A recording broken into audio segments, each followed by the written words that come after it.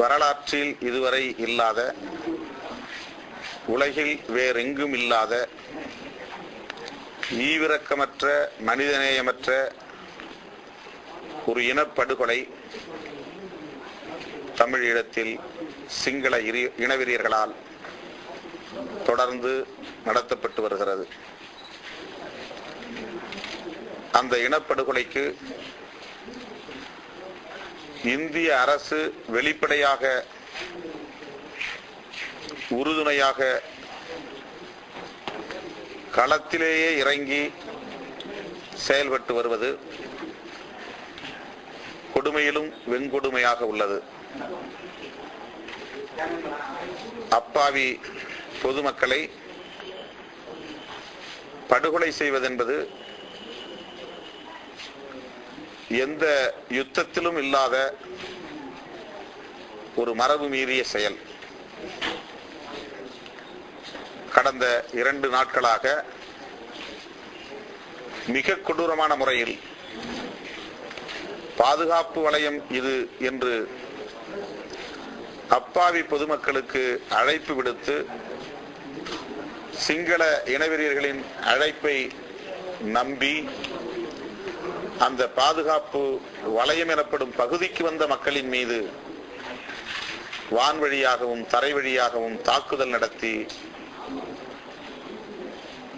சுமார் 1000 பேருக்கு மேலாக படுகொலை செய்திருக்கிறார்கள். தெருவெல்லாம் தமிழர்களின் உடல்கள் சிதறி கிடக்கின்றன. அவற்றை அப்புறப்படுத்துவதற்கு உரிய ICRC என்கிற செஞ்சிலுவை சங்கத்தை சார்ந்தவர்கள் கூட பதுங்கு குழிகளிலே ஓடி ஒளிந்து கொள்ளுகிற நிலைமை இருப்பதாக தெரிய வருகிறது. அவர்களை சார்ந்தவர்களும் காயம்பட்டு இருப்பதாக தெரிய வருகிறது. அந்த உடல்களை அப்புறப்படுத்த முடியாமல் பல மணி நேரங்களாக அல்லது 2 நாள்களாக சிதறி கிடக்கின்றன என்பது ஆற்ற முடியாத வேதனையை அளிக்கிறது. ஒரு விடுதலை இயக்கத்தை பயங்கரவாத இயக்கம் என்று முத்திரை குத்தி உலக நாடுகளெல்லாம் வேடிக்கை பார்க்கக்கூடிய வகையிலே அவர்கள் அனைவரின் வாய்களையும் அடைத்துவிட்டு சிங்கள அரசும் இந்திய அரசும் கூட்டு சேர்ந்து இந்த கொடூரத்தை அரங்கேற்றி வருகிறது. பல நாடுகளின் இராணுவ உதவியோடு, இன்னும் சொல்ல போனால் படை வீரர்கள் மற்றும் அதிகாரிகளின் துணையோடு ஏறத்தாழ 70,000-80,000 சிப்பாய்களை களத்தில் இறக்கி 1000 பேர் மட்டுமே உள்ளனர் என்று சொல்லக்கூடிய,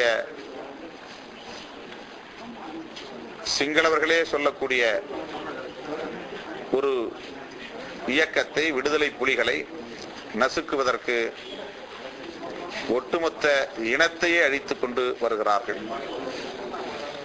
இந்த சூழலில் தமிழ்நாடு வேடிக்கை பார்க்கிற நிலையில் இருக்கிறதே என்பதுதான் வேதனையிலும் வேதனையாக உள்ளது. எதிர்வரும் நாடாளுமன்ற தேர்தலை கருத்தில் கொண்டு கூட்டணி நலன்களை மனதில் வைத்து அணி சேருவதற்கான முனைப்புகளில் அக்கறை காட்டி இனம் அழிந்து வருகிற நிலையில் வேடிக்கை பார்க்கும் ஒரு கேவலம் தமிழகத்தில் தொடர்வது நினைத்து பார்க்க முடியாத அளவுக்கு நெஞ்சை சுடுகிறது, நெஞ்சு வலிக்கிறது. ஒத்த கருத்துள்ளவர்கள், தமிழீழ ஆதரவாளர்கள், தமிழ் இனத்தின் நலன்களில் அக்கறை உள்ளவர்கள் இந்த இக்கட்டான நேரத்தில் ஒன்று சேர வேண்டியது மிக மிக அவசியமானது என்பதை உணர்ந்து விடுதலை சிறுத்தைகள் அதற்கான முனைப்பில் ஈடுபட்டும் வெற்றி காண இயலாத நிலையில்தான் சாகுமுறை உண்ணாநிலை அறப்போர் தொடங்குவது என்கிற முடிவை மேற்கொண்டது. சமூக விரோத சக்திகள் ஊடுருவி விடுதலை சிறுத்தைகளின் பெயரால் நாடு தழுவிய அளவிலே பொதுமக்களின் வெறுப்பை சம்பாதிக்கக்கூடிய வகையிலான வன்முறையை தூண்டிவிட்ட நிலையில் அல்லது வன்முறையில் ஈடுபட்ட நிலையில் அடுத்த கட்டமாக தோழமை கட்சிகளோடு இணைந்து போராடுவதற்கான வாய்ப்புள்ளது என்கிற நிலையில் பாட்டாளி மக்கள் கட்சி நிறுவனர் மருத்துவர் ராமதாஸ் அவர்கள் உறுதியளித்ததன் அடிப்படையில் அந்த உண்ணாநிலை அறப்போராட்டத்தை 4வது நாளில் நிறைவு செய்து கொண்டோம். இந்த சூழலில் மீண்டும் அனைத்து கட்சியினரையும் ஒருங்கிணைப்பதற்கான முயற்சியில் விடுதலை சிறுத்தைகள் ஈடுபட்டு வருகிறது. பிப்ரவரி 4ஆம் தேதி சிங்கள தேசிய கொடி எரிப்பு போராட்டத்தை நடத்துவதென அறிவித்துள்ளது. அது தொடர்பாக வருகிற 29ஆம் தேதி கட்சியின் மாநில நிர்வாக குழு கூடி ஆய்வு செய்ய உள்ளது. இந்த நிலையில தமிழக முதல்வர் அவர்களுக்கும் விடுதலை சிறுத்தைகள் ஒரு வேண்டுகோளை முன்வைக்கிறது. 2 நாட்களில் அனைத்து கட்சி கூட்டத்தை கூட்டி இந்திய அரசை பணிய வைக்கக்கூடிய அளவிலான ஒரு மாபெரும் போராட்டத்தை அறிவிக்க வேண்டும்.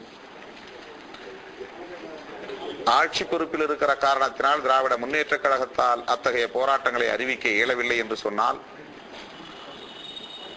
பிற அரசியல் கட்சிகளும் தமிழ் உணர்வாளர்களின் அமைப்புகளும் ஒருங்கிணைந்தாவது அப்படி ஒரு போராட்டத்தை முன்னெடுக்க வேண்டும் என்று விடுதலை சிறுத்தைகள் விரும்புகிறது. தோழமை அமைப்புகளுக்கு அழைப்பு விடுக்கிறது. இனம் அழிவதை நேருக்கு நேராக பார்த்து கைபிசைந்து நிற்பது தமிழ் சமூகத்திற்கு நேர்ந்திருக்கிற ஒரு தலைக்குனிவு. ஆக மனிதாபிமான அடிப்படையிலாவது